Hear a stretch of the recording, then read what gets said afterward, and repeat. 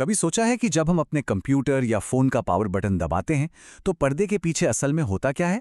आज हम उसी अदृश्य जादू के बारे में बात करने वाले हैं जो हमारी पूरी डिजिटल दुनिया को चलाता है, यानी कि ऑपरेटिंग सिस्टम।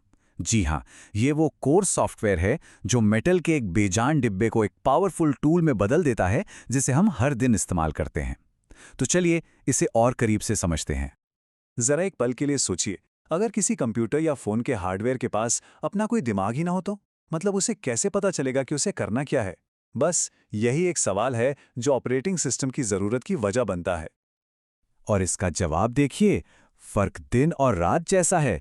बिना ऑपरेटिंग सिस्टम के एक कंप्यूटर बस एक खाली डिब्बा है, बिल्कुल बेजान और किसी काम का नहीं। वो ना हमारी भाषा समझ सकता है, ना ही एक साथ कई काम कर सकता है। लेकिन जैसे ही उसमें ओएस आ जाता है, वही मशीन एक मल्टीटास्किंग पावर हाउस बन जाती है, जो हमारे सारे रोजमर्रा के काम बड़ी आसानी से निपटाती है। तो ऑपरेटिंग सिस्टम ही वो गुम हुआ दिमाग है। ये समझिए एक बहुत जरूरी बिचौलिए जैसा है, जो हमारे और मशीन के हार्डवेयर के बीच एक पुल का काम करता है। ये हमारे कमांड्स को उस भाषा में ट्रांसलेट करता है जिसे हार्डवेयर समझ सके। तो टेक्निकली ऑपरेटिंग सिस्टम या ओएस है क्या? ये वो मेन सॉफ्टवेयर है जो कंप्यूटर के सारे हार्डवेयर और सॉफ्टवेयर, मतलब हर चीज को मैनेज करता है। इसे पूरे ऑपरेशन का बॉस समझिए। इसका काम ये पक्का करना है कि सब कुछ आराम से बिना किसी गड़बड़ी के चलता रहे, ताकि हमें टेक्निकल डिटेल्स की चिंता ही ना करनी पड़े। अब देखते हैं कि एक ओएस असल में करता क्या क्या है। चलिए इसकी कुछ सुपर पावर्स पर नजर डालते हैं जो आज की कंप्यूटिंग को मुमकिन बनाती हैं। पहली सुपर पावर है प्रोसेस मैनेजमेंट। सोचिए, जब हम एक साथ ब्राउज़र, म्यूजिक प्लेयर और कुछ लिखने का काम कर रहे होते हैं, तो इन सभी प्रोसेस को ओएस ही तो मैनेज करता है। ये एक ट्रैफिक पुलिस वाले की तरह है, जो तय करता है कि किस प्रोग्राम को कब और कितने सिस्टम रिसोर्स मिलेंगे। अगला है मेमोरी मैनेजमेंट।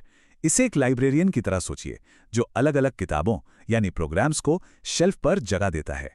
ओएस ये पक्का करता है कि हर प्रोग्राम को चलने के लिए जरूरी मेमोरी यानी रैम मिले, और जब प्रोग्राम बंद हो जाए तो वो जगह खाली हो जाए ताकि कोई और उसे इस्तेमाल कर सके। और ओएस के पास एक और कमाल की ट्रिक होती है, वर्चुअल मेमोरी। जब कंप्यूटर की मेन मेमोरी यानी रैम भर जाती है, तो ओएस हार्ड ड्राइव के एक हिस्से को टेम्परेरी मेमोरी की तरह इस्तेमाल करने लगता है। ये कुछ ऐसा है जैसे हाथ भरे होने पर हम बैकपैक इस्तेमाल कर लें। इससे कंप्यूटर धीमा हुए बिना एक साथ ज्यादा प्रोग्राम चला पाता है। फिर आता है फाइल मैनेजमेंट। हमारी जितनी भी फाइल्स और फोल्डर्स हैं, डॉक्यूमेंट्स, तस्वीरें, गाने, इन सब को ओएस ही संभाल कर रखता है। ये एक डिजिटल फाइलिंग कैबिनेट की तरह है, जो ये पक्का करता है कि सब कुछ अपनी सही जगह पर हो और जब भी जरूरत पड़े आसानी से मिल जाए।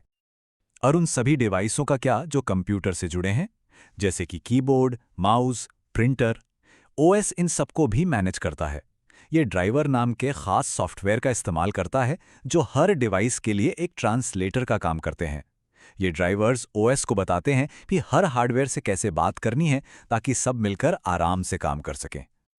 और हाँ, सिक्योरिटी ये तो सबसे जरूरी है। ओएस हमारे डिजिटल किले के लिए एक गार्ड की तरह काम करता है। ये पासवर्ड के जरिए हमारी पहचान करता है, हमारी फाइलों को दूसरों की नजरों से बचाता है, और ये भी मैनेज करता है कि किस यूजर को क्या करने की इजाजत है। इसी से हमारी डिजिटल दुनिया सेफ रहती है। तो अब जब हम ये समझ गए हैं कि ओएस क्या करता है, तो चलिए उन असली ऑपरेटिंग सिस्टम से मिलते हैं जिन्हें हम और आप हर दिन इस्तेमाल करते हैं। डेस्कटॉप की दुनिया में 3 बड़े खिलाड़ी हैं। एक है माइक्रोसॉफ्ट का विंडोज, जो अपने आसान इंटरफेस और सॉफ्टवेयर सपोर्ट के लिए जाना जाता है। दूसरा है एप्पल का मैक ओएस, जो अपने हार्डवेयर के साथ शानदार तालमेल और स्टेबिलिटी के लिए मशहूर है। और तीसरा है लिनक्स, जो ओपन सोर्स है, मतलब इसका कोड सबके लिए खुला है। ये फ्री, बहुत ज्यादा सिक्योर है और डेवलपर्स और सर्वर्स की पहली पसंद है। और हमारे फोन में यहाँ तो 2 का ही राज है। एक है गूगल का एंड्रॉइड, जो दुनिया के ज्यादातर स्मार्टफोन्स पर चलता है और जिसे अपनी मर्जी से काफी बदला जा सकता है। और दूसरा है एप्पल का आईओएस, जो सिर्फ आईफोन्स और आईपैड्स पर मिलता है और अपनी बेहतरीन परफॉर्मेंस और प्राइवेसी फीचर्स के लिए जाना जाता है। तो ये सब जानने के बाद सवाल उठता है कि ये हमारे लिए इतना जरूरी क्यों है? वो इसलिए क्योंकि ओएस को समझना हर कंप्यूटर यूजर के लिए एक बुनियादी, एक फाउंडेशनल स्किल है। तो देखिए, 4 बहुत ज़रूरी स्किल्स हैं जो सबको आने ही चाहिए। सिस्टम को आराम से इस्तेमाल करना, फाइलों को मैनेज करना, सॉफ्टवेयर इंस्टॉल और अनइंस्टॉल करना, और छोटी-मोटी दिक्कतें जैसे डिवाइस को रीस्टार्ट करना या स्टोरेज चेक करना खुद ही ठीक कर लेना। इन पर कंट्रोल होना ही डिजिटल साक्षरता की नींव है। तो पूरी बात का निचोड़ क्या है? इसे ऐसे समझिए, ओएस को जानना वो नींव है जिस पर बाकी सभी डिजिटल स्किल्स की इमारत खड़ी होती है, चाहे वो प्रोग्रामिंग हो, डिजाइनिंग हो या डेटा एनालिसिस। इस नींव के बिना आगे बढ़ना बहुत मुश्किल है। ये पिरामिड देखिए, ये बात बिल्कुल साफ कर देता है। प्रोग्रामिंग, नेटवर्किंग या साइबर सिक्योरिटी जैसी एडवांस स्किल्स तक पहुंचना तब तक मुमकिन नहीं जब तक कि आपका बेस यानी ओएस की समझ मजबूत ना हो।